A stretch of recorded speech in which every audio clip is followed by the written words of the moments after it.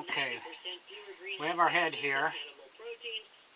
We've let the neck and everything dry good.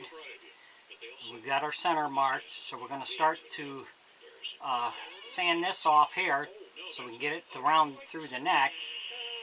If you enjoy my videos, please like and subscribe on my YouTube page. I'd appreciate it. If you have any questions or comments, put it in my comment section. I'll get back with you.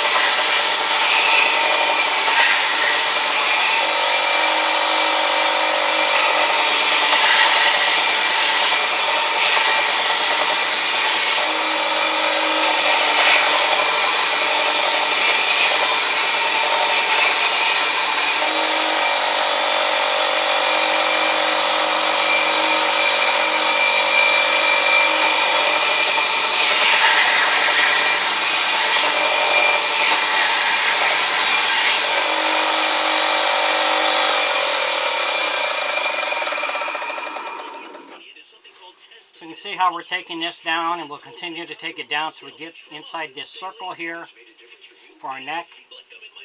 Thanks for watching.